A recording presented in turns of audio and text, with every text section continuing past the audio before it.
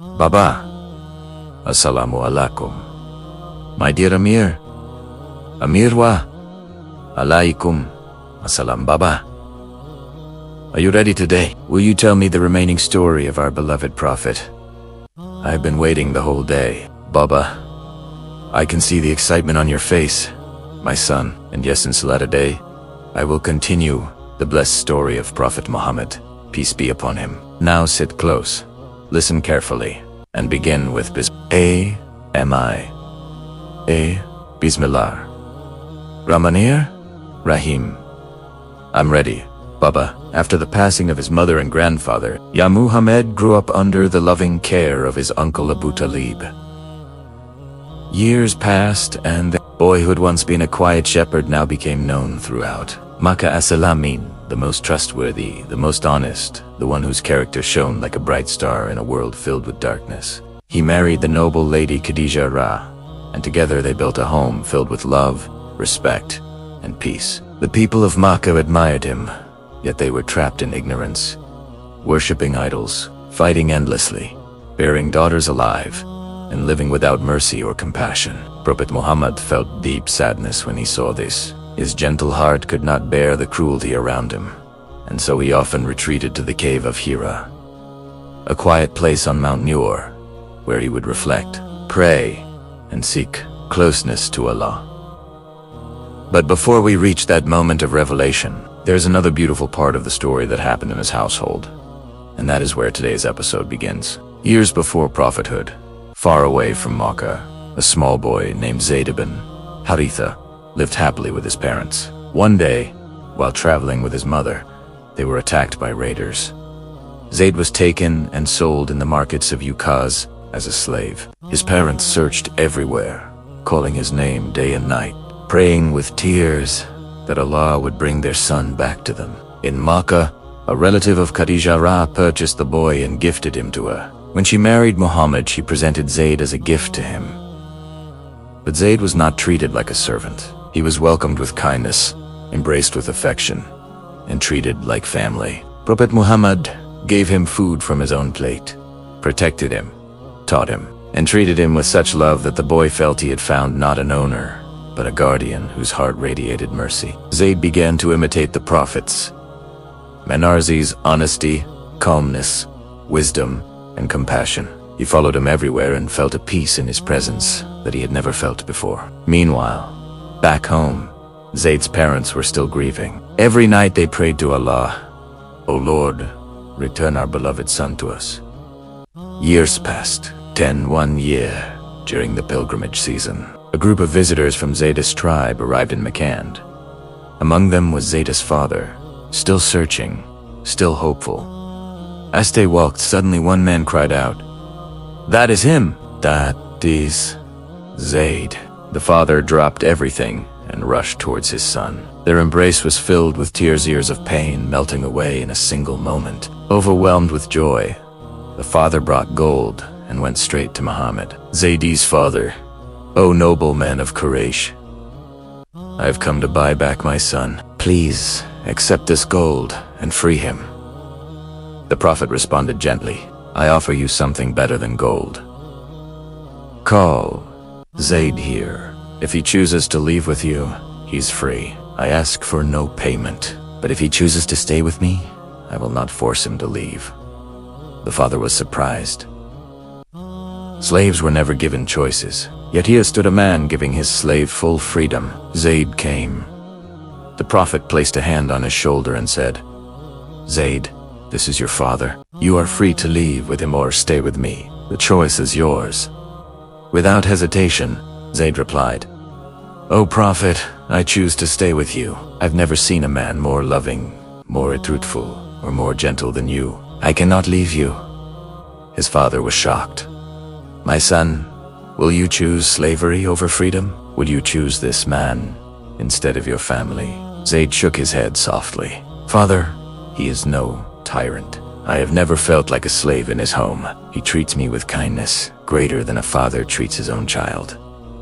The Prophet's eyes filled with emotion. He took Zayd by the hand, walked to the center of Makkah, and announced before the people, "Bear witness, O people of Quraysh, Zayd He's my son. I adopt him. He inherits from me, and I inherit from him. From that day on, people called him Zayd ibn Muhammad, the only companion ever honored with the Prophet as own name. Amir listened with shining eyes. Amir, Subhanallah. Baba, the Prophet loved people so much. Baba, yes, my son, and that is why Allah chose him for the greatest mission in human history. Years passed and the Prophet continued his life with dignity, but inside him, there was a growing sadness, a deep concern for his people. Arabia was drowning in ignorance.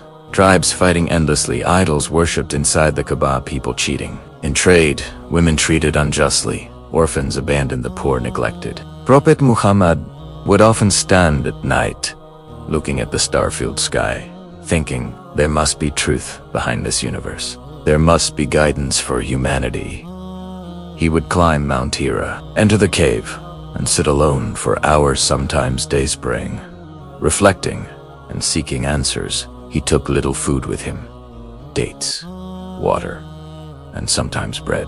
Lady Khadija would climb the mountain to deliver supplies, worried for his safety, yet supporting him with complete devotion. Little did they know, something extraordinary was about to happen, something that would change the entire world forever. It was during Ramadan, on a night filled with silence or salenda. Even the wind seemed pausat. Everything changed. Inside the cave, deep in meditation, the Prophet suddenly felt the presence of someone behind him. He turned, and there stood an angel, filling the cave with radiant light. The Prophet trembled. He had never seen anything like it. The angel spoke, "Read." The Prophet replied, "I cannot read." The angel embraced him tightly, so tightly that he felt his chest would burst, and repeated, "Read." Again he said, "I cannot read." The angel pressed him a third time, then recited, "Read. In the name of your Lord who created man from a clot. Read, and your Lord is most generous, who taught by the pen, taught man what he never knew." The Prophet repeated the words, his heart trembling. Revelation had begun. Terrified, confused, and overwhelmed, he rushed down the mountain, stumbling on the rocks, until he reached home. He burst through the door and cried, "Cover me! Cover me!" Lady Khadija quickly wrapped him in a cloak, gently comforting him until he calmed. He explained everything, every detail. Without hesitation, Khadija replied, "By Allah, he will never disgrace you. You are truthful, you help the poor, you honor your guests, you support the weak, and you stand for justice." She immediately took him to her wise cousin Waraka ibn Nofale, a man who studied previous scriptures. After hearing the story, Waraka said, "This is the same angel who came to Musa's. You have been chosen as the prophet of this nation."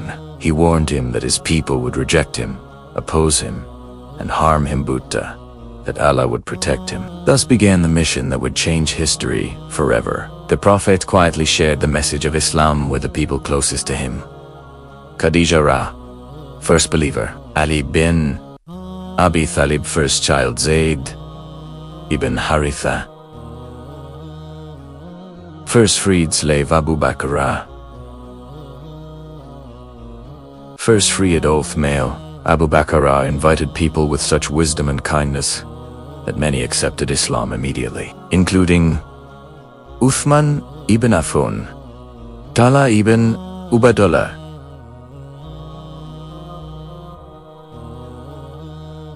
Azubair ibn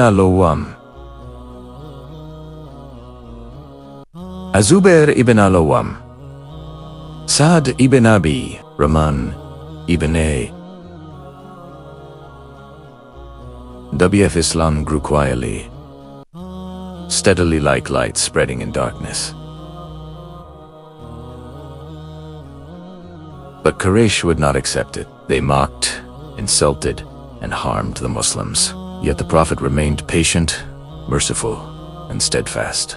Baba. And this, my dear Amir, is today's part of the blessed story. Amir, Baba.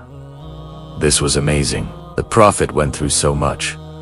His kindness changed everyone around him. Baba. Yes, Amir. And as we continue, you will see even more miracles, sacrifices, and lessons. Amir.